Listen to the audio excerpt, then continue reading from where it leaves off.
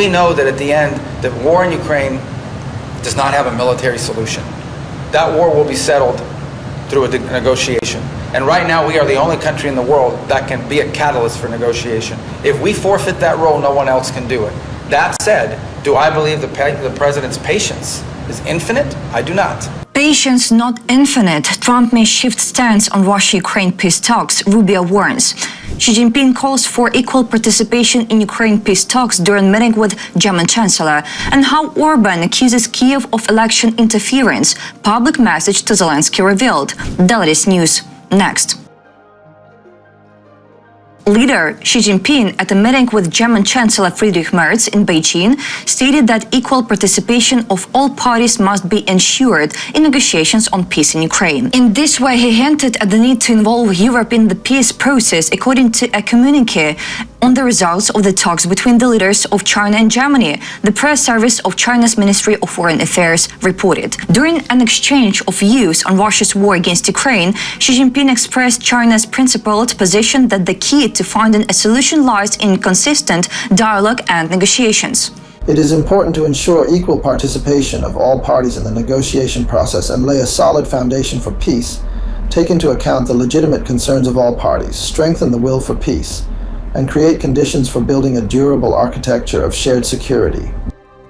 China's position regarding the mandatory participation of Europeans in negotiations on peace in Ukraine contradicts Russia's approach, which effectively insists on reaching agreements with the United States without taking into account the positions of Europeans and Ukrainians. China may stop the war in Ukraine. Earlier, U.S. Ambassador to NATO Matthew Tucker stated that China plays a key role in supporting Russian aggression against Ukraine, and in his opinion, Beijing could influence the end of the war with one phone call to Moscow. At the same time, Ukrainian President Volodymyr Zelenskyy emphasized that China is currently not demonstrating interest in ending Russia's war against Ukraine.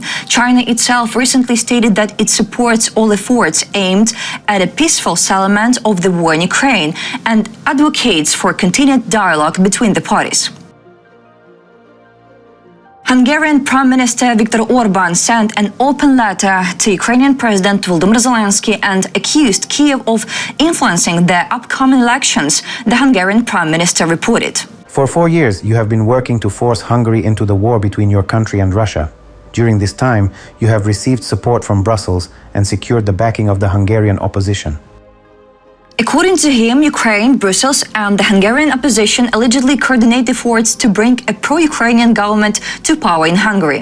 In recent days, you have blocked the Druzhba oil pipeline, which is critical to Hungary's energy supply. Your actions are against Hungary's interests and endanger the secure and affordable energy supply of Hungarian families. The Hungarian Prime Minister also called on Ukraine to change its anti-Hungarian policy. He also added that he allegedly bears no responsibility for the situation in which Ukraine finds itself. We sympathize with the Ukrainian people, but we do not wish to participate in the war. We do not want to finance the war effort, and we do not want to pay more for energy.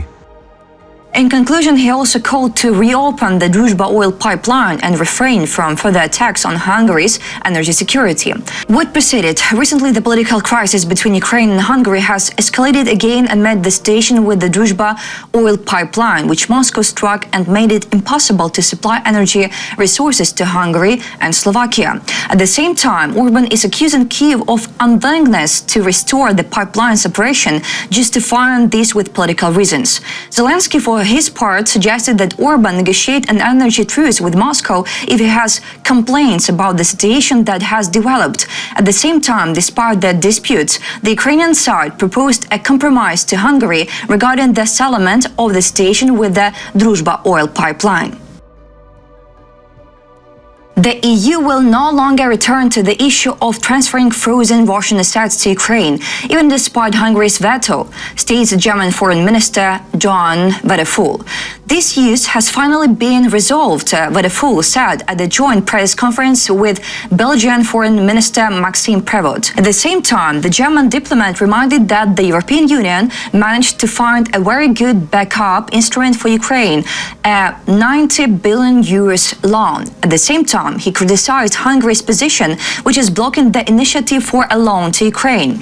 What preceded this? Recently, the EU foreign ministers failed to agree that 20th sanctions package against Russia. The main opponents of the restrictions against Russia are primarily Viktor Orban's Hungary, Slovakia, and Italy. Regarding Italy, the country does not want to impose sanctions on the Georgian port of Kyiv because it receives gas from Azerbaijan via that port. Regarding the positions of Hungary and Slovakia, they claim that Ukraine is deliberately not repairing the Druzhba oil pipeline damaged by Russian shelling, through which oil had been transported to those countries. However, President Volodymyr Zelenskyy advised the pro-Russian governments of Hungary and Slovakia to negotiate directly with Moscow about an energy ceasefire if they are dissatisfied with the situation around the Druzhba pipeline. The president stated that during repair work, Russian forces fire on repair workers, so Ukraine will not risk people's lives. Washington continues to pressure Moscow and supply weapons to Ukraine, but the war has no military solution.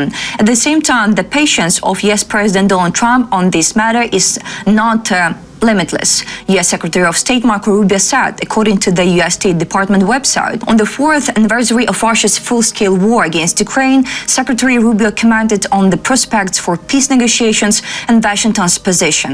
According to him, the administration of President Trump continues to increase pressure on Russia. In particular, at the end of last year, additional sanctions were imposed against the Russian oil company Rosneft. The United States also continues to sell weapons to Ukraine, providing no military support to Russia and not imposing sanctions against Kyiv.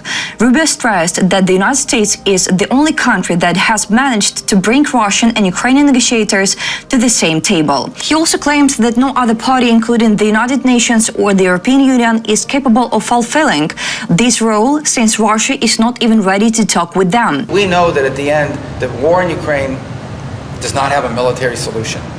That war will be settled through a negotiation.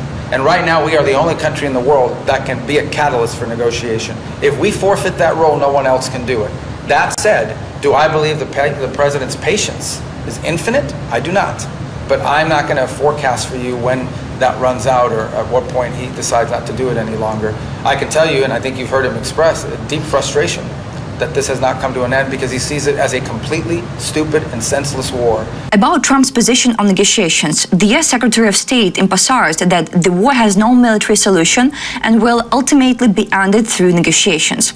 At the same time, Rubio acknowledged that Trump's patience is not infinite, but declined to predict exactly when the White House might change its approach. According to Rubio, the US president is deeply disappointed that the war continues, calling it senseless and stupid. He noted that 7,000–8,000 soldiers die at the front every week, and the destruction in Ukraine is increasing every day, which will have consequences for several generations. Commenting on the issue of Moscow's responsibility for strikes on civilian infrastructure, Rubio said that it was precisely thanks to US support that Ukraine was able to continue its defense.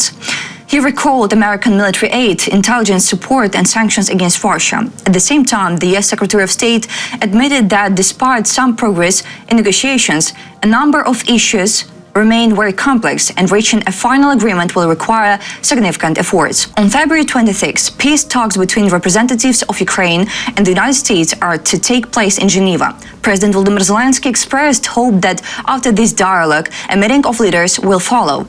Referring to himself, Russian dictator Vladimir Putin, and possibly US President Donald Trump. Washington is also taking the negotiations seriously. Trump gave his negotiators instructions regarding the talks in Geneva.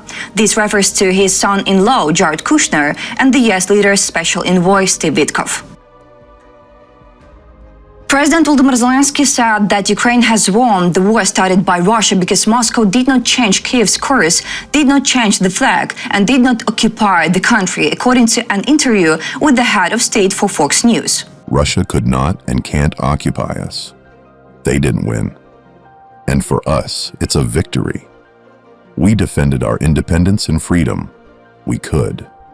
They did not change our geopolitical view. They did not change the country. They did not change our flag on their flag. These are such important things. That's why I am proud of it. He expressed confidence that Moscow now truly recognizes that the war it started was a major mistake. Ukrainian President Volodymyr Zelenskyy also believes that Kremlin dictator Vladimir Putin intends to use the negotiation process to advance his offensive goals. According to him, Putin is playing with US President Donald Trump in order to delay any negotiations. Putin. He understands only power. He understands really what pressure means. And that's why I think he chose the polite way how to speak with the Americans. And I think that they play this game. They try to play with President of the United States. He needs to postpone any kind of negotiations. What else Zelenskyy said about victory? A few days ago, President Volodymyr Zelenskyy gave an interview to the BBC. In this conversation, the head of state also made statements about Ukraine's victory. He explained that victory is not only about returning all territories, but also about preserving people's lives and independence. I believe that stopping Putin today and preventing him from occupying Ukraine is a victory for the whole world, because Putin will not stop at Ukraine, Zelenskyy said. Commenting specifically on the issue of territories, he explained that there are different kinds of victories. Zelenskyy is confident that in the future Ukraine will return all its lands and that will be a victory of justice. But if Ukraine tries to retake all territories right now, the country will lose millions of people, and land without people is nothing. By the way, in the same interview, Zelenskyy named two key factors why Ukraine cannot return its territories right now. That's all for today. Thanks for watching this video. Support Ukraine, like and subscribe.